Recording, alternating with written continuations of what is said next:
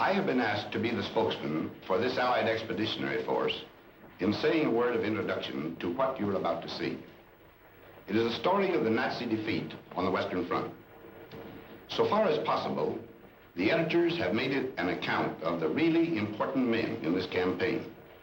I mean the enlisted soldiers, sailors, and airmen that fought through every obstacle to victory.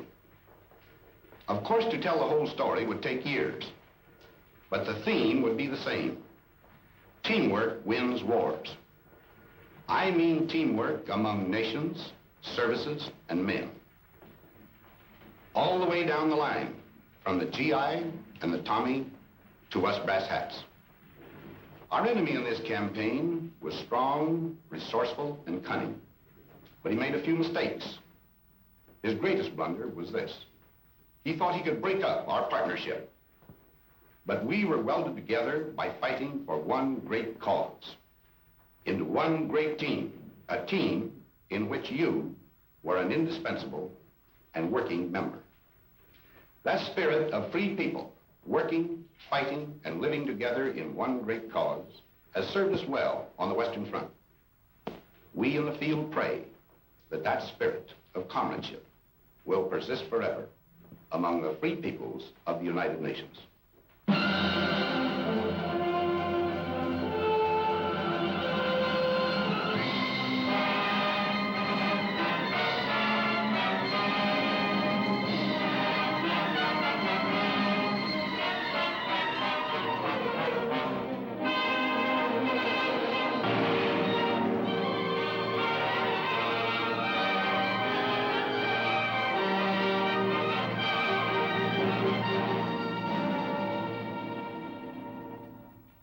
To you who now, living in love and hope, who sense the future in the surrounding air, this testament is offered.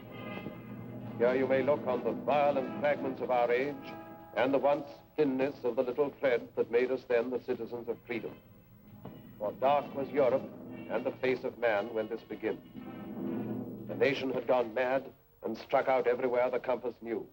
The ebb tide of our honor fell away and left its wreckage on 100 coasts. The German cast his fires about the globe. His strength, drawn from the smoking Saar and Ruhr, lay in our weakness. And at last his conquests smoldered behind the barriers of his arms. Along the channel where the sea strikes France stood the West Wall of concrete, stone, and steel to mock the frail hopes of the petty free. Wounded, hard-pressed, and wasted on our strength, almost like madmen then, we planned to breach the wall and smash the German spine. But where? We searched the coast of Europe like fierce eagles. Between low Flushing and deep-harbored Cherbourg, our eyes sought out the place of the assault. Exits and tidal range marked shallow Flushing off. Sand and the wind canceled the Belgian coast. The North Seine beaches were too small, and cliffs barred the approaches. Cotentin, too narrow. The Pas-de-Calais, heavily defended. It all resolved on Normandy, on Caen. There planes could land upon the carpet ground, the coast defenses were more light, and tides had a good range, and men were safe from winds. So on 5 miles of still unbloodied sand, the fretful course of fate would be assailed by armored nations. Now our people bent to the construction of a steel array and took the builder's hammer in their hands. It seemed almost as though the sun stood still till our free peoples, full of rage and power, heaved through the air the ponderous spear of war. This is our people's story, in their words.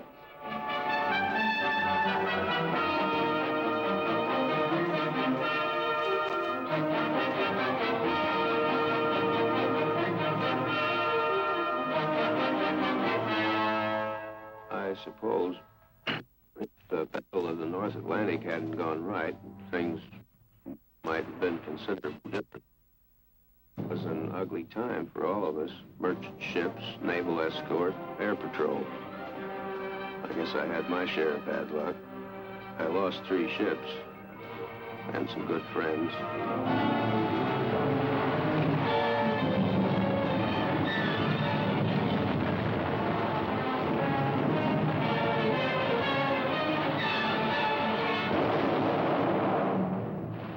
I remember reading somewhere that when a seagull comes down on a patch of oil, its feathers stick together and it can't get off the water again. There must have been a lot of dead seagulls around the North Atlantic. Of course, we only saw it happening on the wall map. And yet it was, well, quite real. When I started there, those markers we used reminded me of toys out of some children's game. But soon they became U-boats and ships carrying cargoes, food and supplies and weapons, and men to use them.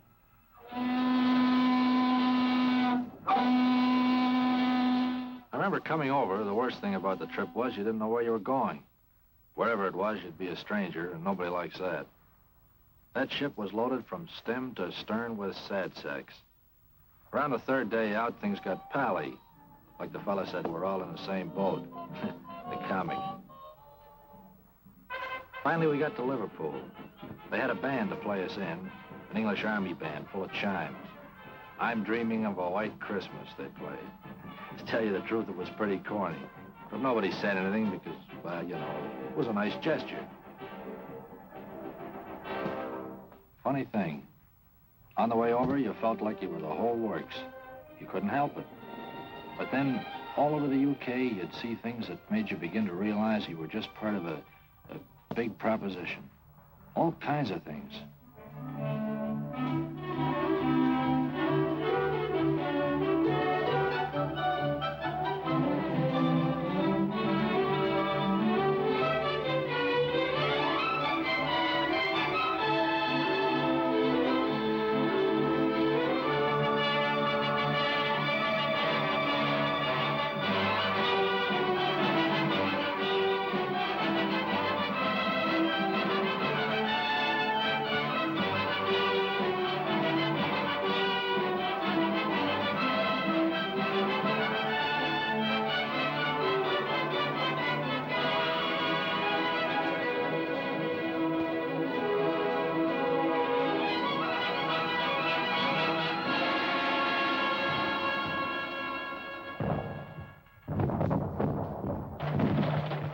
I was a pre-med student at Johns Hopkins in civilian life. Now, I do know a little something about anatomy. And I say it is scientifically impossible for the human body to stand up to the training we receive. An absolute impossibility. Muscles and tendons and bone structure was not designed to withstand that battering. Don't ask me how it happens that we did stand up to it. I don't know. It has no scientific explanation.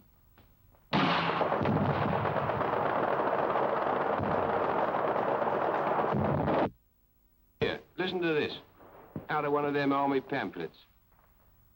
To a young man, soldiering in the army of today offers exceptional advantages and opportunities, such as physical training, foreign travel, sport, and many other facilities which are normally denied to those engaged in the majority of civilian occupations.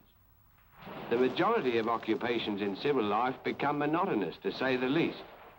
But in the army, life is so varied that there is little or no prospect of a monotonous or irksome time. So men were girded for their highest hour. While they learned the lethal arts of war, in small and secret rooms, the planners met to watch their work mature. Beyond our view, the German, proud and confident, stood calm in deep emplacements on the armored coast. The war was not yet one of men and blood. The weapons were the factories and the maps and voices speaking in the hidden night. Season by season, all our plans advanced, and those few men on whom the mass of war rested with all its weight worked ceaselessly. I used to wonder whether the millions of people doing their various jobs realized they were part of it all, paving the way for the invasion. We kept bashing away at German targets, mostly steel and oil. The Ruhr, Hamburg, Battle of Berlin. Things were getting tougher every trip. More ground defenses, more night fighters, more crews not coming back.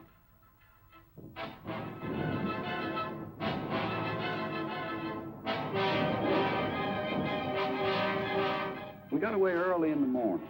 Sometimes we'd see Lancasters coming back. A lot of times we'd stoke up the same targets they did. We beat up aircraft factories, too. It was a D-Luke service, day and night, 24 hours a day. We dropped agents over France. Must be awful to risk your neck and have to keep it secret. One-man submarines, torpedo boats, commandos. We used them all to bring back cups full of sand from the beaches for analysis. It had to be quick drying with a solid clay foundation. It would have to support 30-ton tanks. I must have photographed nearly every field in France. Real job, of course, was the Caen area, but I didn't know that, nor did Jerry.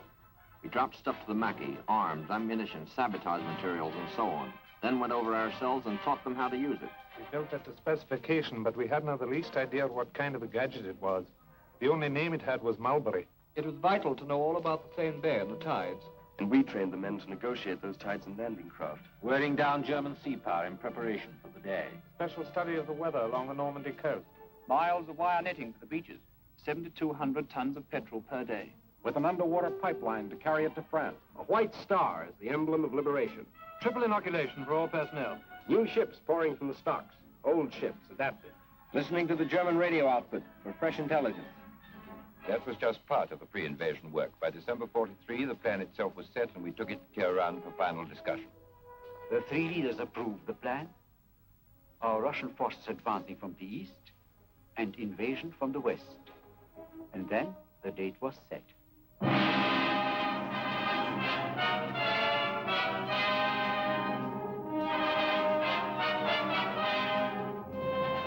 I assumed command at Shafe with the best all-round team for which a man could ask. Some had already been working for months in England. Others I brought with me from the Mediterranean. We adopted first a master plan, and then had to coordinate every last detail of the ground, sea, and air plans.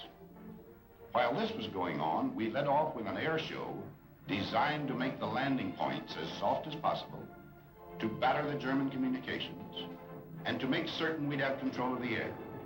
It was quite a show. Those airmen did a magnificent job.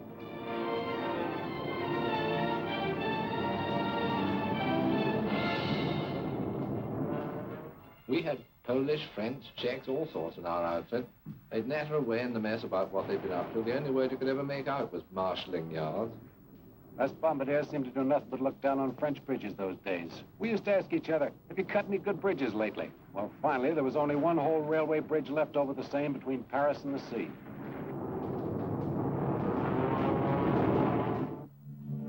Down in the late spring, through the wounded towns of England, moved the mass made by our patients. 2 precious years of plans were put away. The offices were empty. All the maps were rolled up on the walls. What had been paper at last had come alive. Across the channel, aware of our resolve, with cold contempt, alerted Germans stood beside their guns, and reinforcements rumbled from the Rhine. Their generals were prepared, their might was poised. They looked across the heaving sea and grinned. They would reap harvest of us on the beaches, and even death himself would stand amazed. Yet faint across the groaning of the sea came the thin thunder of a mass of power. Born from the great free peoples of the earth, it gathered in the ancient ports of England to crowd upon the steel-encumbered ships.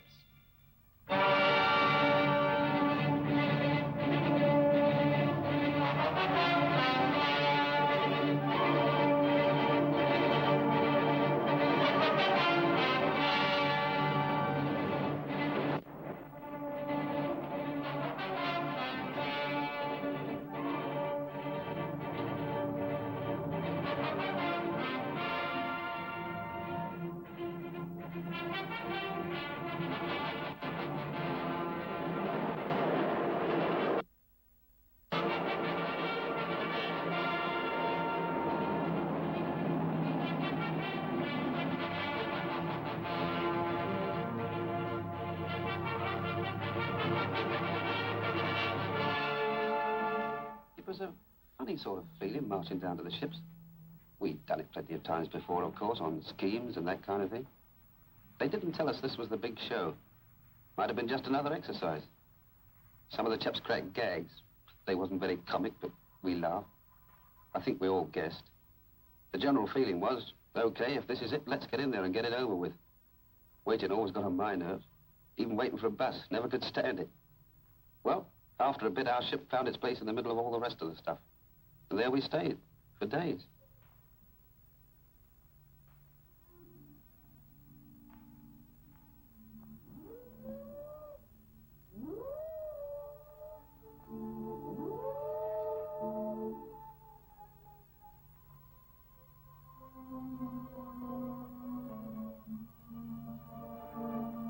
gave us the final briefing then.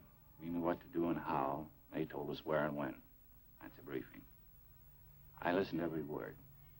Wrote it down in my head like a record and it kept playing over and over again. Piece of beach in the morning. Ever since I became a soldier, they were getting me ready for this. Before, there'd been time in front of me, protecting me. Now the time had worn away and there were only a few hours left. In the morning, I'd have to face it. I tried to imagine how much fear I would have, you know, if it would keep me from doing my job. I suppose everybody else was wondering the same thing.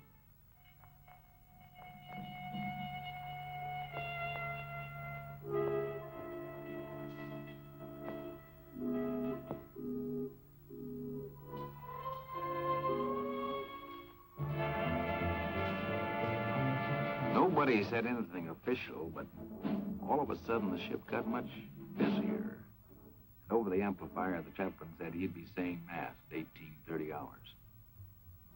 Funny, I don't think I ever believed, even after the final briefing, that the invasion was going to come off. Then a voice in the loudspeaker said, men who wish to take their anti-seasick pills should take the first one now. That did it.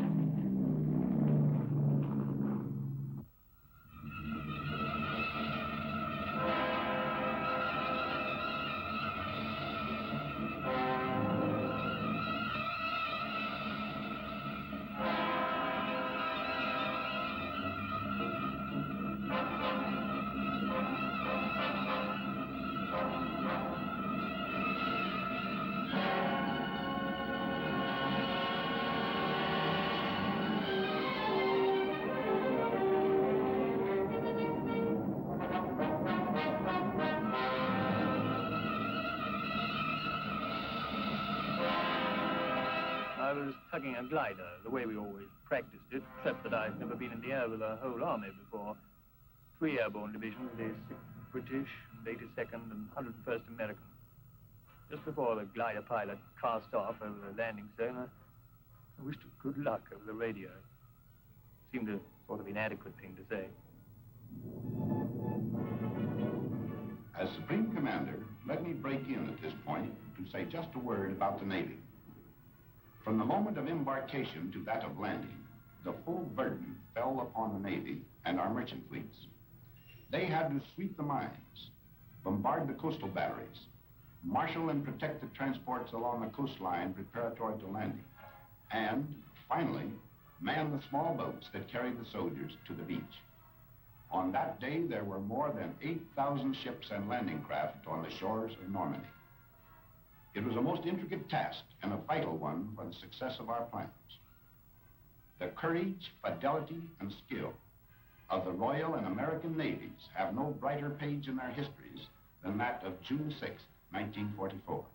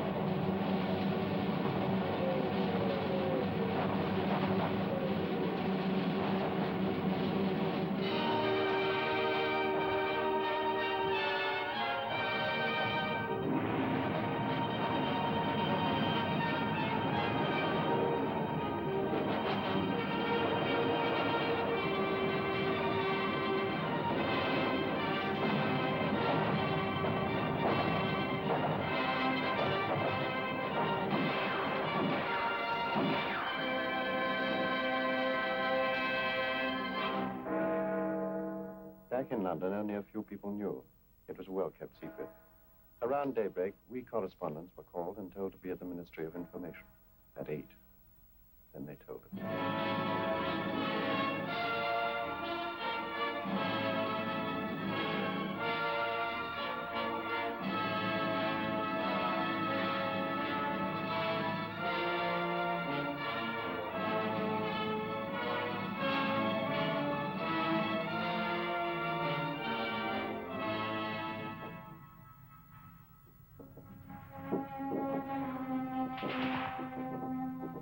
They called our beach Omaha.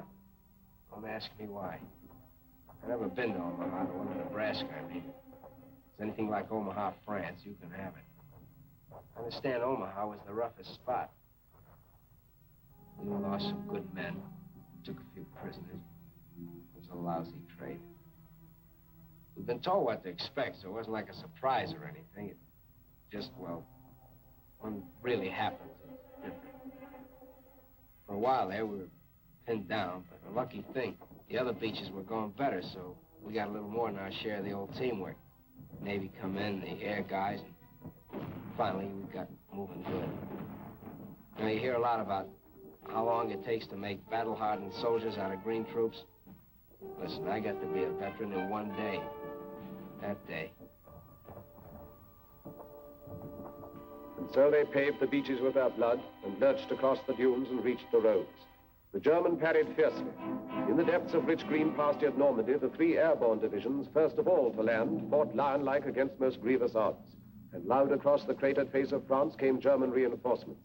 From Berlin, a voice cried out the Allies must be hurled into the sea before another day had burned its hole in history. Locked in battle, the armies clashed. Our first objective, then, was to merge all the beachheads into one, and 50 miles of men drive on together beyond the red sands through the broken wall.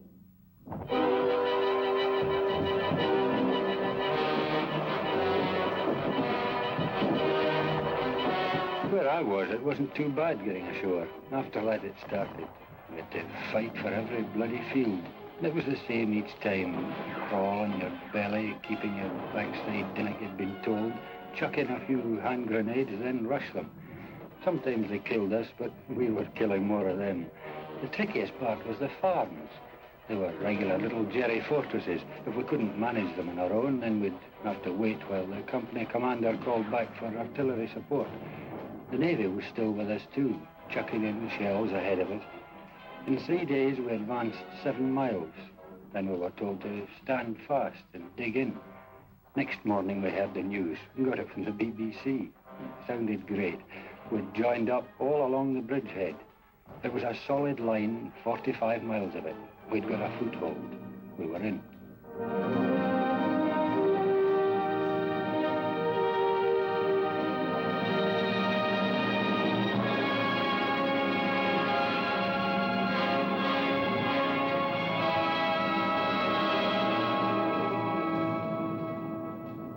We didn't have to do much navigating to get there.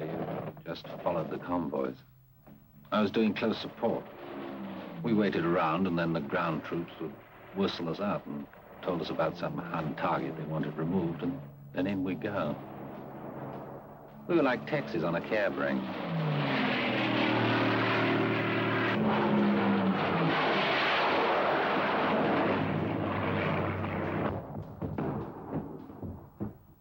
Something nice about a beach, any beach. You think of a beach, and chances are you'll remember something nice. Like a party or a picnic. Pals from the old days. Girls in bathing suits. But the one I worked, Utah, looked more like a freight yard once we got going. For quite a while, we brought most supplies right over the open beach.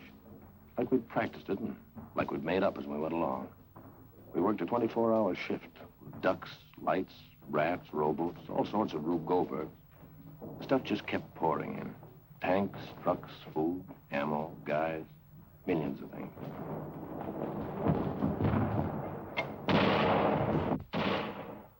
We didn't think we'd spend 15 days in the same field outside Caen, with the wood behind us and the Germans in another wood half a mile in front of us, and a little empty valley in between. Each side mortaring each other all the time. Just meant you had to live in a slit trench. You got into a routine. You know, stand through from 4:30 to 5:30, and 2 hours wait for breakfast. Came up fairly hot. Tin bacon, sausage, tea, of course, biscuits. We've been living on compo food since D-Day. It was good food, but, well, you know, you got tired of it. I'd have given a lot for a slice of fresh bread and butter or a cup of fresh tea. 15 days is a long time to stay in one place and be mortared. Yet you think everyone's coming straight for you.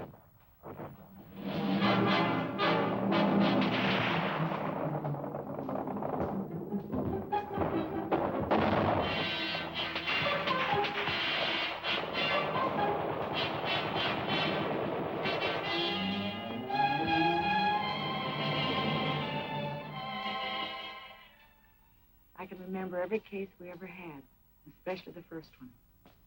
The ambulance brought him in late one afternoon. I came over to where he was lying, and he looked up and grinned. I asked him how he felt. He said something about the German with a machine pistol, using him for a dartboard. He was quiet and patient and a little bewildered. He'd never been hurt before. He asked how the fighting was going, and he passed out. The doctor came over and looked at his wounds and swore. Said he had no business to be alive. We put him on the operating table and did what we could. The doctor kept swearing all the time he was operating. We couldn't stop the bleeding. I remember the radio news that night. They said the casualties had been surprisingly light.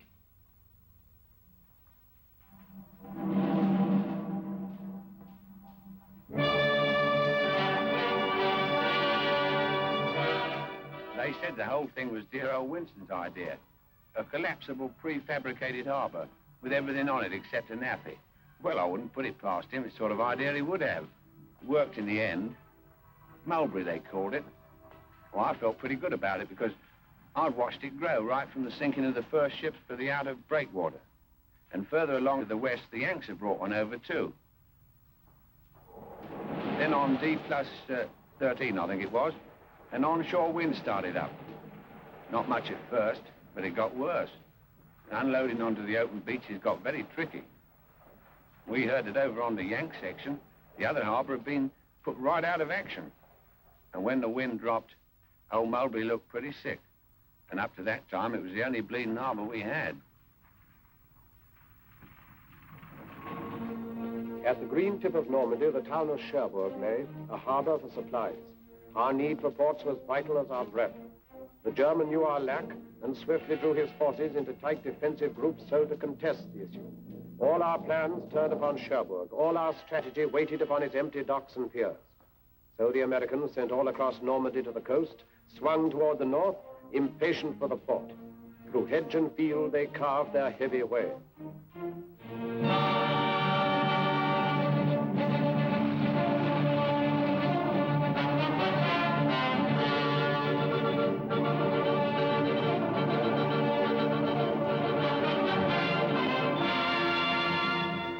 You remember back now when it seems like we took Cherbourg a couple of days after we hit the beach. Actually, it took 19 days to cover 30 miles. 30 miles and about 92,000 hedgerows, and a battle at every hedgerow. Otherwise, it was nice country, like Connecticut. Pretty trees and orchards, lots of cows, and nice little farmhouses. The apples were too green to eat, I remember. We hit it off fine with the people.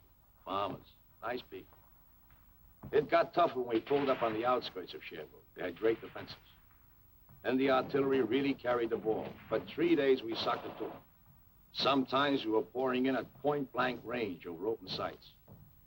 Finally, old von Schlieben, the German commander, tossed in the sponge. That's after telling his men to fight to the death.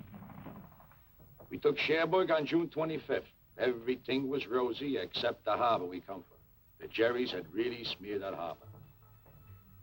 But right away, our guys went to work cleaning it up.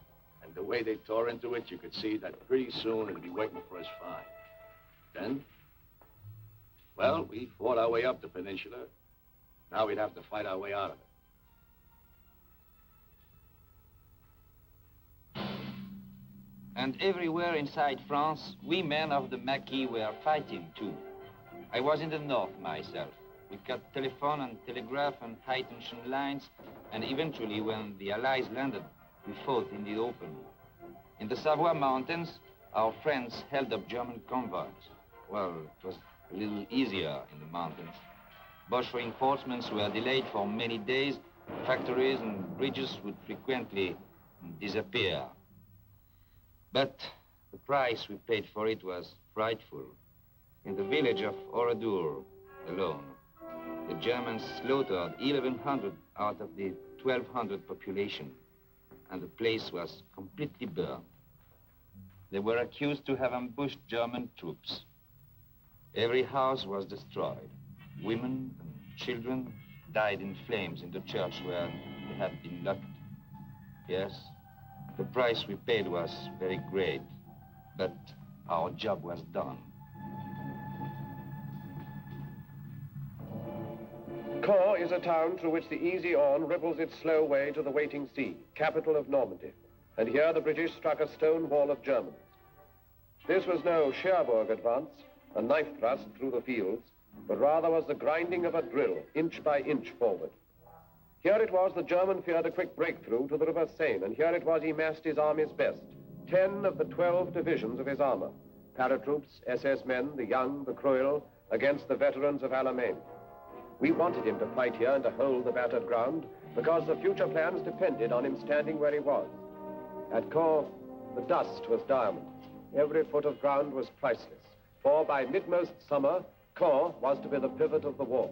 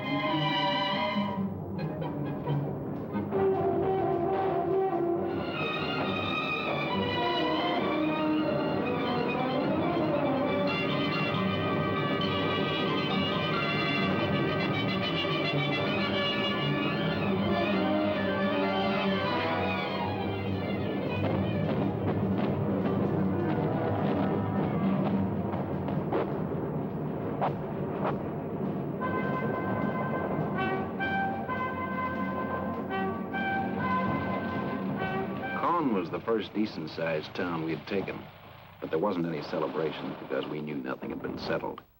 Jerry was as strong as ever. One of the men said, "God, are we going to have to go right across the world doing this to beat them?" Because most of Caen was dust, just plain dust. I wondered what Hamilton back home in Canada would look like after a beating like that. Well, anyway, our tanks and the British started massing and moved south out of the city. We knew there was a big do coming up.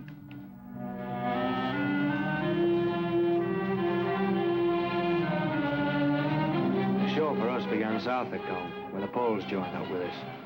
When we began moving forward, I heard a lot of the lads say Rommel's on the run. But I'd been at Alamein, I knew he wasn't on the run. And I was right. There was nothing lovely about the battle south of Caen. No pincer movements, no outflanking, no nothing like that. Just an hard, bitter, bloody slugging match. We had to stay there and give as good as we got, even if we couldn't give better.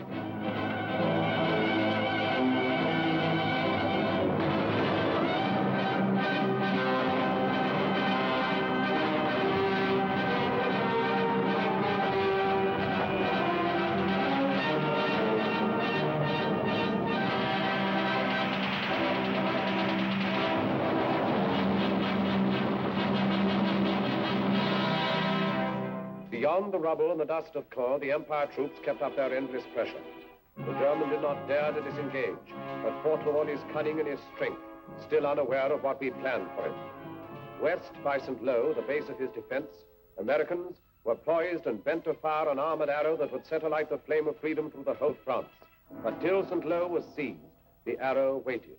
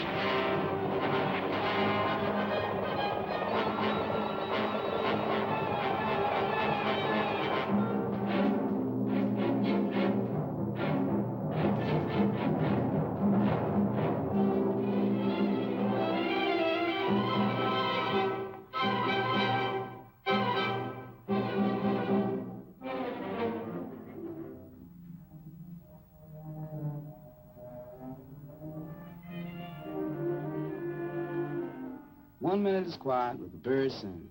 The next minute, the column of Sherman tanks coming around the corner going wide open. My buddy says, where those tanks come from? So I asked the tanker. He yells down there, the Third Army taking off. Been waiting for 3 weeks. Prepared somebody let the rabbit out of the hat. Man, what a rabbit. With pearl-handled revolvers. When I think back to the breakthrough, I don't seem to be able to remember anything but the French people. People beside the road, kids we couldn't stop to give candy to, FFI boys bringing in the krauts from the fields, and farm workers waving as we went by. It was easier to look them in the face and smile and wave back at them when you hadn't had to smash their homes to pieces first. The morning we got into Rennes, boy, that really was liberation.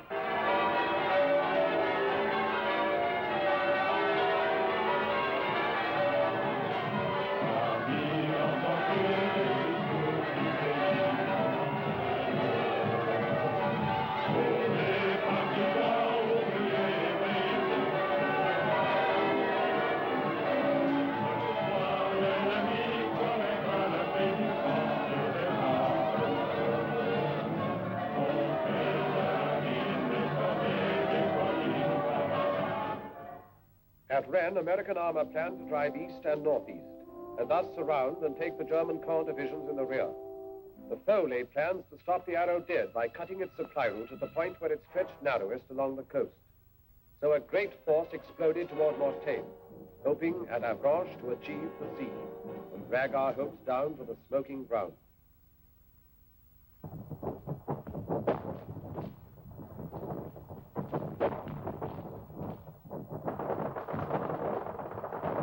There's a lot of places I'd rather talk about than Mortagne. That's where I got hit. We've been going great up to there. Some of the guys had even been singing, harmonizing. And then that first German artillery caught us. Pretty accurate, too. An hour later, I was short 18 men. Well, we holed in and we hit back with everything we had. They weren't just trying to stop us, see? They want to come right through. And then me. I get a belt in the face, left side, and I keel. The last thing I remember is looking up and seeing those RAF Typhoons.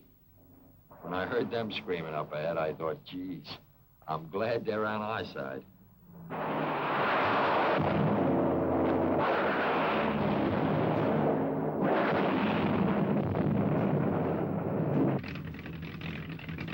I was sitting in front of the intelligence office doing a bit of sunbathing when headquarters came through saying the area northwest of Mortagne was packed with German armor heading west. Well, that started it. For 6 hours, the wing kept it up absolutely non-stop. Take off, attack, land, refuel, rearm, and take off again. It was the same on every airfield in Normandy. The only briefing I gave the chaps was, well, you know where they are. And the only interrogation when they got back was, well, how many did you get?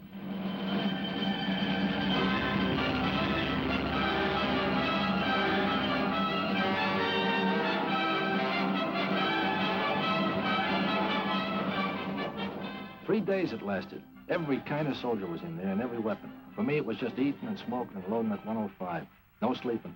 Then things quieted down and the word came back. We stopped them cold. Everybody felt like celebrating, but that was a tough order out there. I tried drinking a whole bottle of cough medicine. It worked fine. I got stiffer in the plank. The counterattack, which took us by surprise, still did not hinder our deceptive plans, for down from Caen, the foe had drawn a force and left his north flank weakened. Now the stage was set. Toward Calais swept the Empire troops together with the Poles. The German heard behind his back American armor churned toward Argenton. Out-generaled and out-fought, he found himself within a closing trap.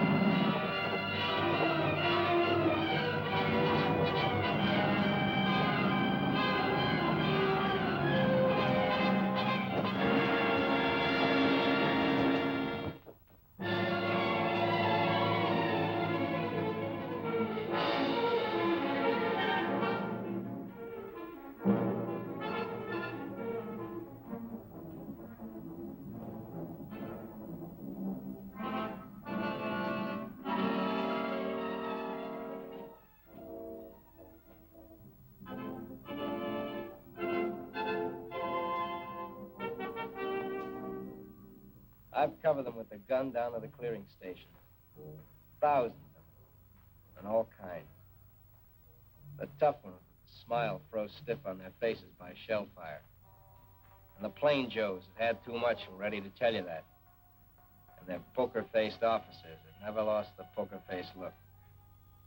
The SS, the parachute troops, the old soldiers off the Russian front, I've seen them all.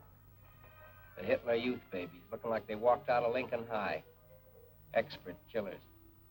Smart Alec with their talk of rights under the Geneva Convention and asking, when do we go to America?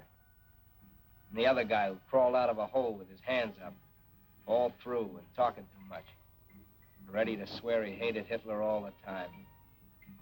The kids that knew how a machine gun worked and nothing else. Grinning like they were still on top.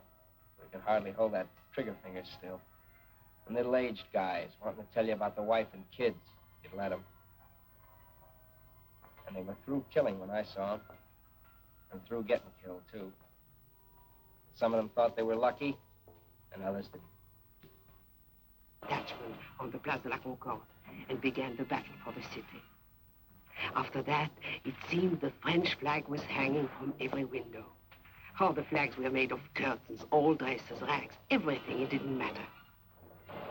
4 days later, we heard shouting coming from the Hotel de Ville.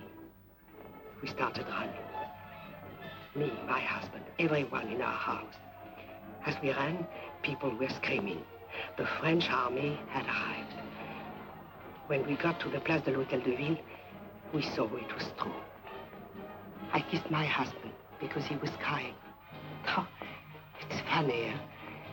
We began to realize how unhappy we had been for 4 years and how lucky we were to be alive on this August evening.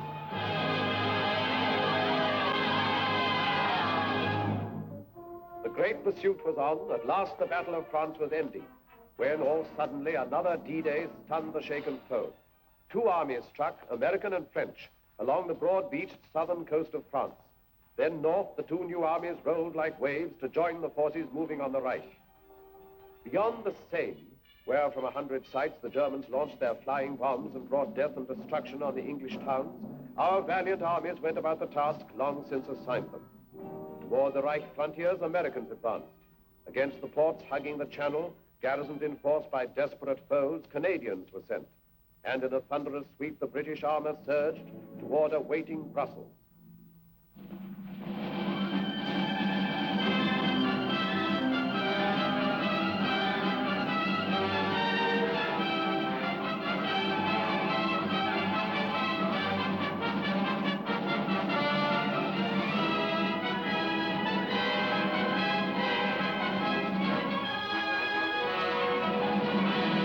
The people of Brussels laughed and cried and threw flowers in the tank and said, "Goodbye, Tommy," when they meant to say hello. Man, they were happy. I suppose they were no longer afraid. I remember wondering then how the first German civilians would react to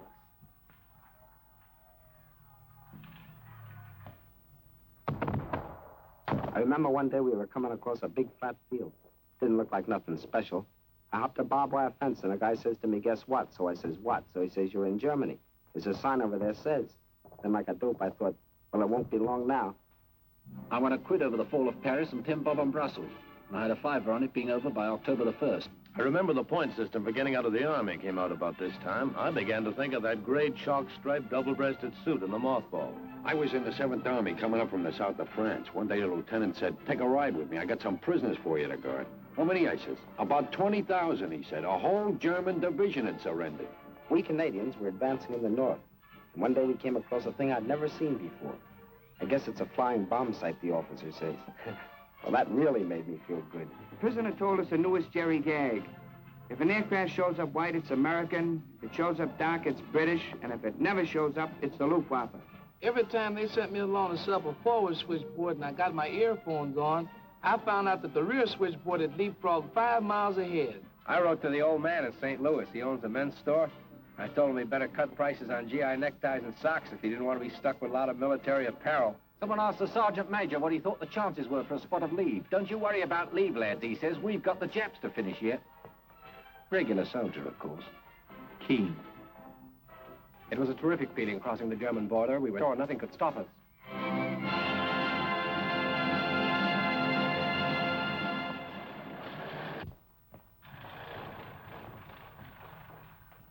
Then it happened.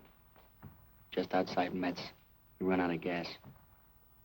There just wasn't any to be had. I looked at my 30-ton Sherman sitting there, a useless hunk of iron. I wanted to bawl. I don't know how far we could have gone on, who knows. But it just stopped and sit there in the road. I knew then we were in for a rough time.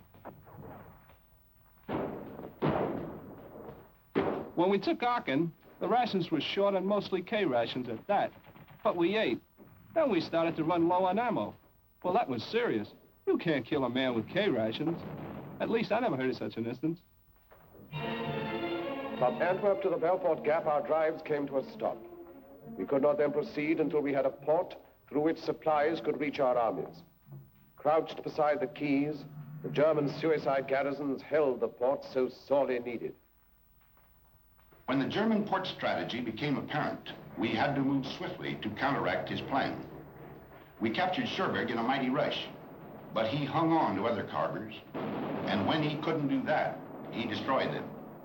That was the story of Brest, where American ground, air, and naval forces fought such a long, bitter battle. In Brittany, where we were joined by French resistance forces. At the Channel ports of Calais, won by the Canadians.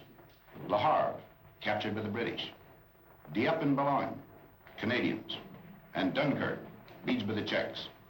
It takes a lot of freight per day, per man, to keep an army fighting in the field. The fellows I charged with getting it to the front had a tough nut to crack. We just didn't have enough working ports, that's all. Supplies suffered. Our offensive was slowed, and the German was gaining time to consolidate a new defense line. When our supplies petered out, we'd just reached the Siegfried line. That's as far as we got.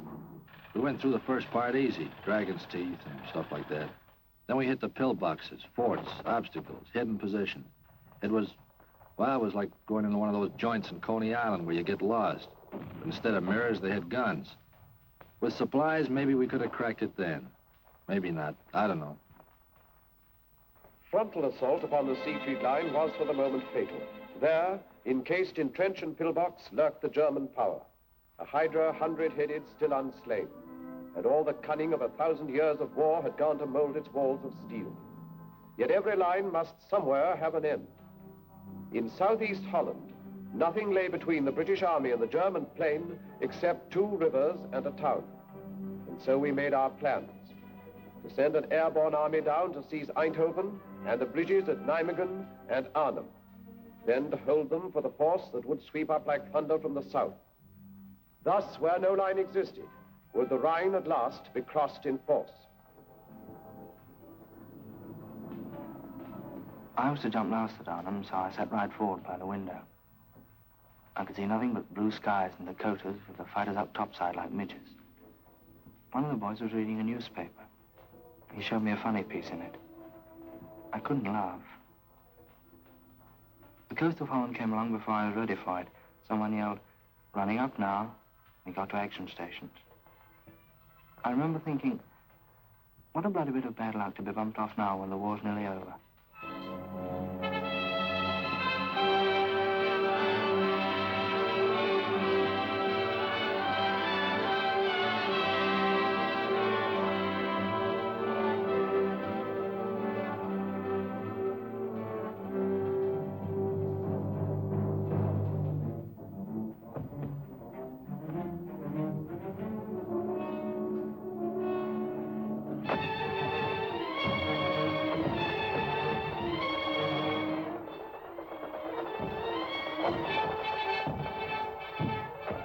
The lineys drop at Arnhem, and we come down and go to a place called Eindhoven, Holland. She goes good. We get right, dig in, set up a defense perimeter, and wait for the British Army to come up. And we join them and head out for Nijmegen. The bridge at Nijmegen hardly had a mark on it. We crossed the river and started out for Arnhem, but we didn't get far.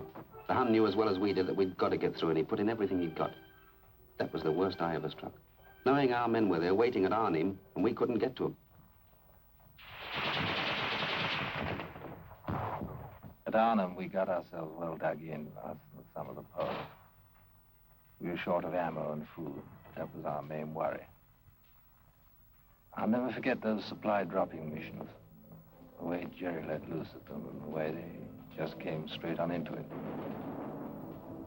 Towards the end, we knew the situation was bad. We knew we were hemmed in. We knew it was possible we wouldn't get out. More than anything, I remember the way everyone behaved. Men you knew as the toughest fighters became gentle, kind and considerate to each other. I knew a lot more about men after Arnhem. The guns died out in Arnhem. Then we knew the greatest gallantry was not enough to cross the final bridge. And now no choice remained to us. Direct assault against the Siegfried line would be the only way to carve our corridors into the Reich. But first a port was needed for supplies. Antwerp we had, but thundering German guns controlled the 30 cold miles of the Scheldt from Antwerp to the sea. The docks were still, the winches silent, all the ports lay dead, a useless city severed from the sea. It would stay dead until we cut a way through the grey Scheldt. So the battle formed to free the estuary for our ships. I covered that battle for the Associated Press. I only wish I could have written the story with the greatness of the men who fought it. It was vicious and fearsome fighting all the way.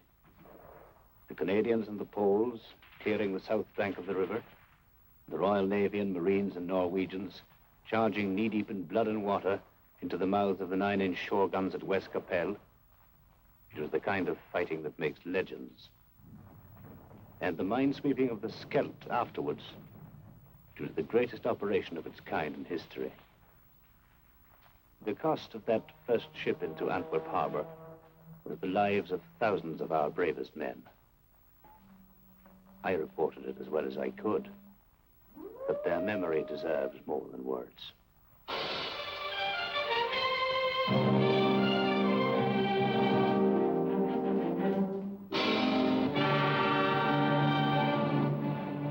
I was hauling on the first convoy to Antwerp. When I got to the front, I saw more empty supply dumps than I liked to see. The boys wanted to know where the stuff was. You can't fight without stuff. Anybody knows that. I made lots of trips, don't know how many. Driving all day, all night, singing so as to keep awake. Songs like, Milkman, Keep Those Bottles Quiet.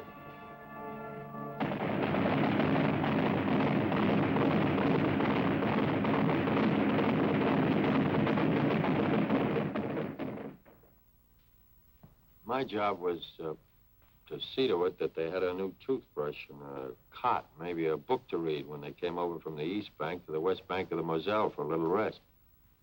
We brought them over one company at a time because that was all the regiment could spare from the line at any one time. Somebody had tapped them on the shoulder and said, "All right, boy, you're going back across the river for 24 hours rest." And here they were, where they could rest. They just couldn't believe it.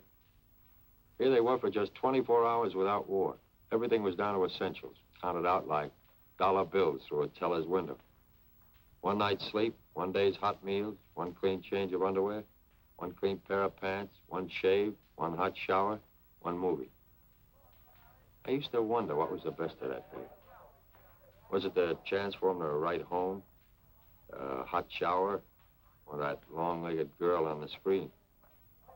Whatever it was, all of it was over by morning.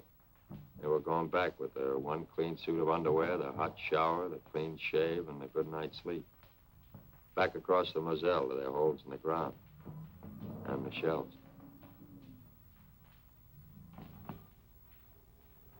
By that time, we knew we were going to see a winter campaign. There was no way out of it. Germans were dug in and they were tough. And it was plain that until we got a lot stronger, we weren't going anyplace. The squadron was operating whenever it could. There wasn't a lot of flying. We were iced up and fed up. Suppose you're having a swell time in Paris, my cousin wrote me. With all that perfume and silk stockings and that champagne. They called our end of the line south. We were in the Vosges Mountains with the American 7th Army. But it was very little warmth in this south. I recalled with pleasure the Mediterranean where we had landed in August. Ah, but memories do not keep one warm. Before I joined the army, I'd have thought it was certain death to dig a hole in my back garden and live in it for the winter, but that's what we did. The sergeant said, well, squirrels do it every year. Yes, I thought, but they don't man machine guns as well. There was no heating in our Brussels office. I put on so much under my uniform, they called me the bundle from Britain. I never smoked before, but pretty soon I found myself smoking as high as a pack a day. I worried about that old law of percentages. My company was melting away. You'd look up one day and be fighting alongside a stranger. It was a lonesome feeling. Our hunk of the line was the Ardennes. Pretty quiet. A lot of outfits had gone up north. Started a million latrinograms about the where and when of our offensive. Then one day I'm standing guard and these shells start. I thought for a minute this was it. Till I realized these shells weren't outgoings, brother. They were incomings. Next thing I knew, German tanks. It was an offensive, all right, but it was going the wrong way.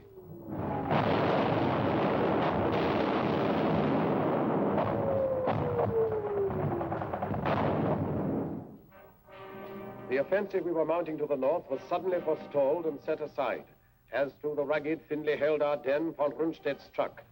He cut a fiery path through the American lines and sent his tanks desperately driving toward the River Meuse.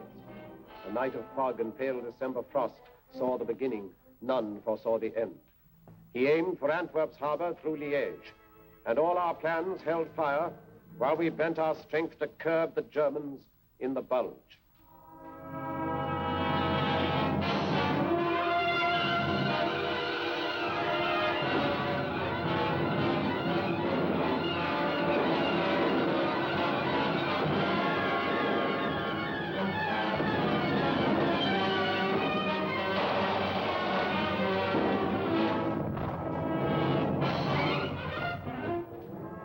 One night I was a replacement in England playing shove halfpenny in a pub.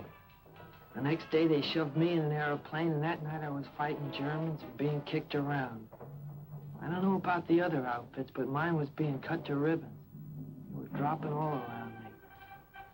The thing that still sticks in my head is the medics. The only weapon they had was a needle, but they were around right where it was the hottest. You'd hear that yell, medic, medic. Me there.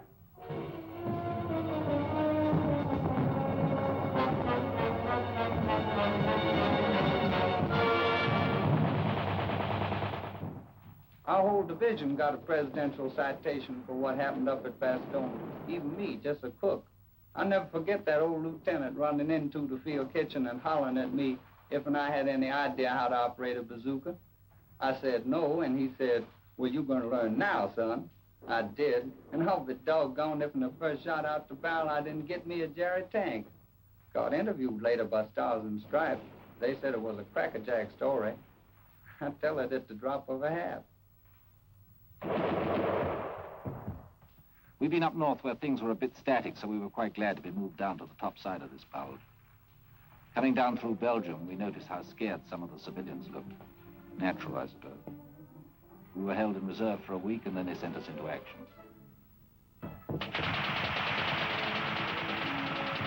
On account of the fog, we couldn't get any air coordination.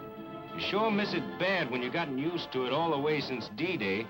And then on December 24th, like a Christmas present, that sun come up, and after a while we was giving him the old 1-2 again.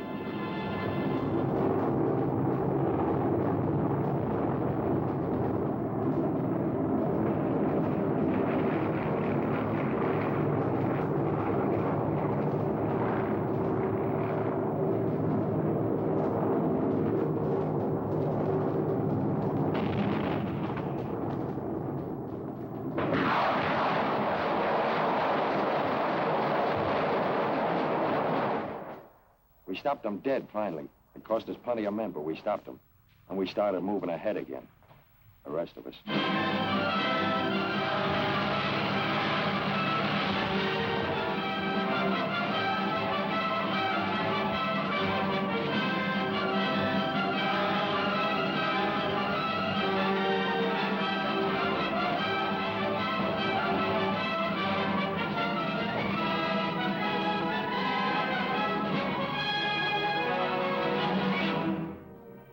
Olmsted reeled back on a recoiling spring. His great attempt was over, and his armies that had devoured such a wealth of blood sagged sodden towards the Rhine. At Yalta then, while dire explosions shook the German fronts, the three great architects of freedom met to fix the final blow and plot the peace. And even as they met, we moved to act upon our strategy. We wished the foe to stand and fight upon the western bank of the Grey Rhine, for there we could destroy him, outside his fortress, open, unprotected by any bridgeless river. Down we cast the gauntlet, challenging him, stand and fight.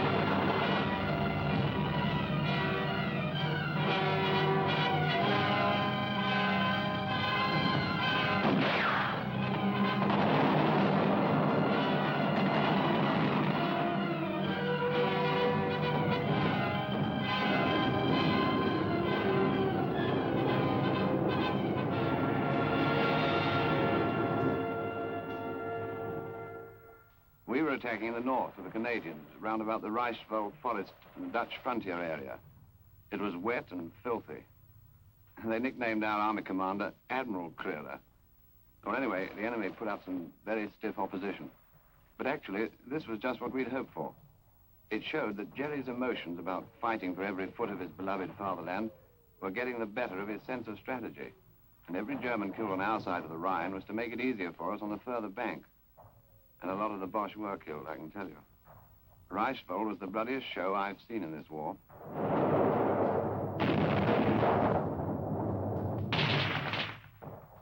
It was one of a push. The captain told me 8 divisions. He usually knows. He follows things like that.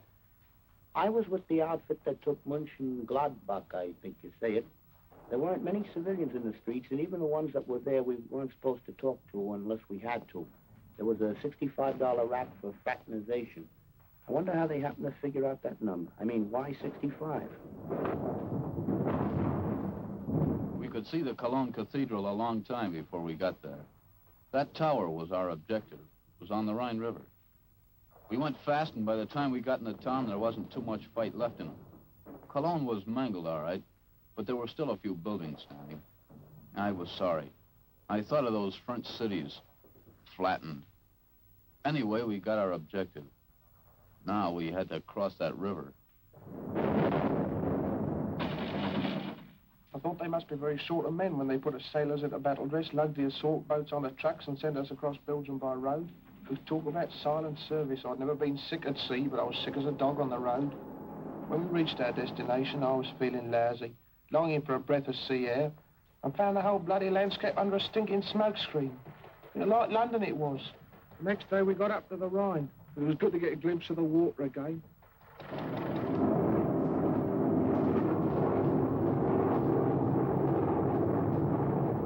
Our Air Force is giving the old lumps on the east bank of the Rhine, but I was still nervous. The Germans had blown the bridges, and we knew the crossing would be amphib. When I'm nervous, I get off my feed. For 2 days before that crossing, I couldn't eat nothing but a couple of Milky Way bars. It was going to be D-Day all over again. Dangerous. A miracle. There it was sitting there, big and black. I'm no architect, but to me that Remagen Bridge was the most beautiful bridge in the world. In the Army, when things go as per plan, that's wonderful. But when they go better than planned, then you figure the chaplain's working overtime. It was a break getting that bridge, and we cashed in on it. And the first guys over the river were over in style. The watch on the Rhine was finished, washed up. For to coin a phrase, kaput.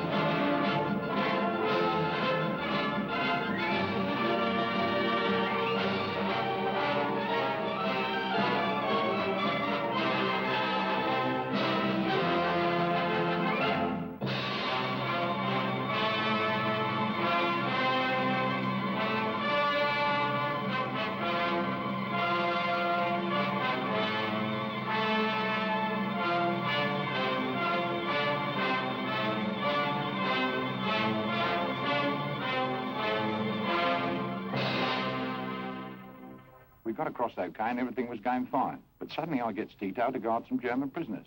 I'll never forget their faces when them airborne blokes started to come over. They just stood there looking up at them. And then after about half an hour, one of them looks at me, looks up at the sky, and says, propaganda.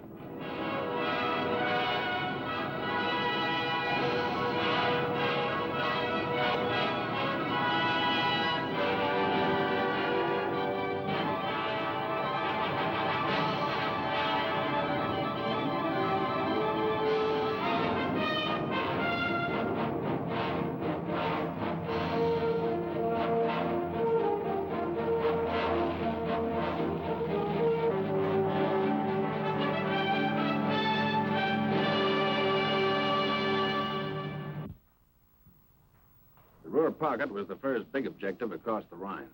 We and the heavies sealed it off, then the ground forces wrapped it up. After that, they exploded in all directions. Cut the Jerry armies up in pockets, then take them one by one. That was the program. The third Reich was being carved up like a Christmas turkey. Chasing the Boche was getting a little bit monotonous. We hardly ever saw him. Only burning houses, a few shells, and occasional sniper's rifle shot. It was a silly kind of defiance, I thought. Then one day the routine was broken. I came across a prisoner of war camp, other ranks, Yanks mostly. They went mad when they saw us, screeched Red Indian war cry, pummeled one another, and asked what the news was. Seemed ashamed to tell them when they were so happy. Well, there was nothing for it. I told them.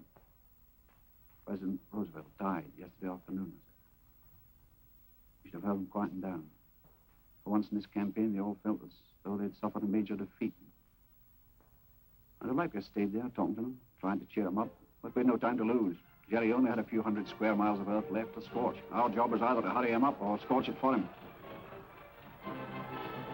We were in the home stretch, cutting deeper all the time, when we ran into these displaced persons, slave workers. They were sick and hungry from all over Europe. The roads were jammed with them, but they kept out of the way and didn't give us any trouble. Like a fellow said, there's a lot more than town's going to have to be reconstructed. I wondered what was up when all RAMC personnel in our lot down to stretcher bearers were urgently called for. I soon found out we'd taken the Belsen concentration camp. Well, I'm not squeamish. I've seen amputations, operations, deaths long before I went to the army in '41. I was a warden. I lost count of all the arms and legs I pulled out of the wreckage down in Croydon. I got quite used to it. But this was different. Very different. I don't know any words big enough to make you understand what we all felt. All I can say, and I'm proud of this, is that I had to fall out and be quickly sick in the courtyard. As I say, I'm not squeamish, but, well, I'm human, and thank God for it. The government sent a few of us congressmen over to see those camps. And if there's anybody left who wonders if this war was worth fighting, well, I wish they could have been along. There it was, right in front of us. Fascism and what it's bound to lead to, wherever it crops up. I talked to some of the prisoners, the ones that had the strength to talk. Their offenses were the usual Nazi crimes. You know, wrong religion, or wrong race, belonging to a union, or the wrong political party. In Germany, it led to over 400 camps, like the ones I saw. It was the worst thing I ever saw in my life, and I wouldn't have missed it for anything.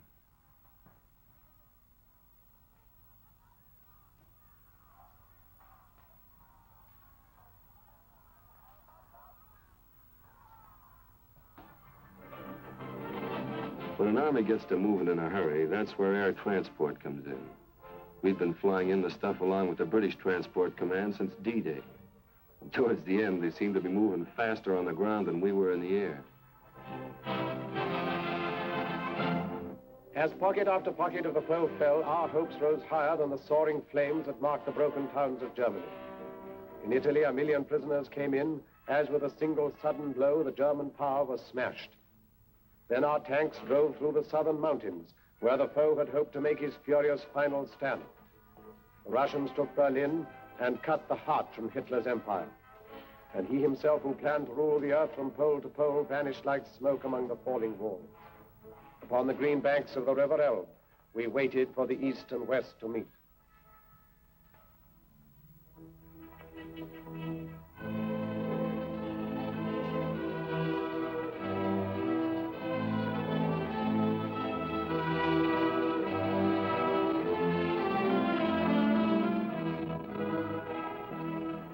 We linked up with the Ruskies at the Elbe River. I hung around for a couple of days with a Tommy gunner named Konikov. He didn't know any English, so I taught him to say my aching back, and he taught me Tovarish. That means comrade. We drank toast to Lend-Lease and had a million laughs. Then old Konikov found an interpreter and gives a toast to the great American soldier. That stopped me. We did all right, but I don't like to think where we'd have been without them.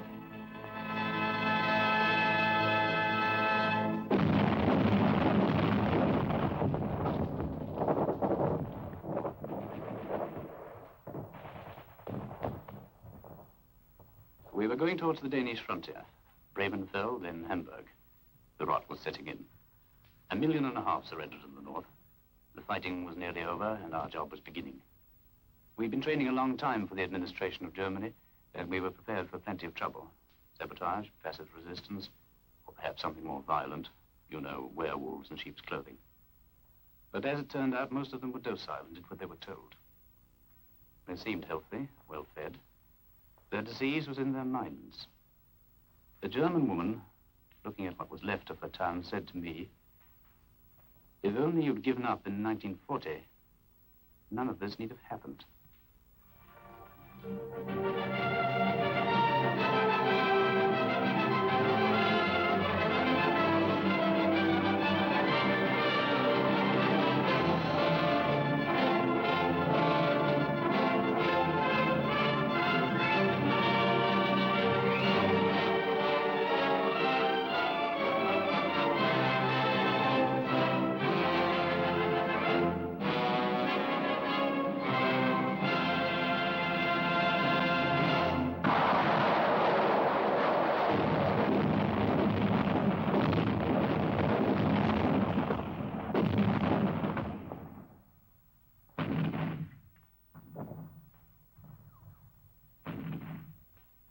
At 1 minute after midnight, May the 9th, 1945, the guns stopped.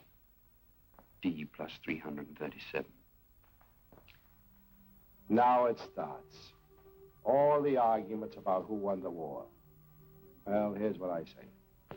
That no country on earth could have won it alone. So what does that mean? That anybody who wants to take a bow by himself is not only boasting, but nuts. I spent 4 years in the infantry, and I saw my share. And during that time, I only met 3 men that liked to fight. And they were a little cracked, but it had to be done. Now that it's over, I feel good, except for one thing.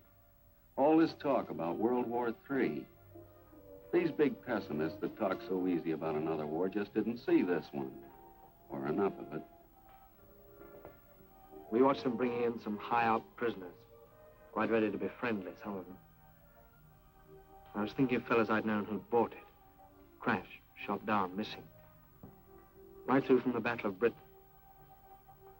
I remembered their faces, or some joke they'd played, or maybe just the way they laughed or something. There seemed to be such a lot of them, I remembered.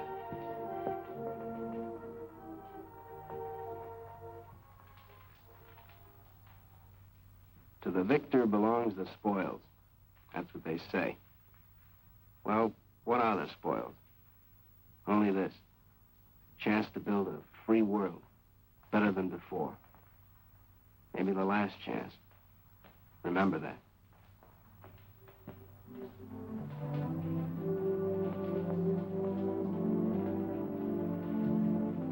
Now the time has come to put our victory to the tests of peace. In company with men of many lands to sift from ashes what the struggle taught. In the rebuilding of a broken earth, may we keep in our hearts this ancient prayer. O Lord God, when thou givest to thy servants to endeavor any great matter, grant to us also to know that it is not the beginning, but the continuing of the same until it be thoroughly finished, which yielded the true glory.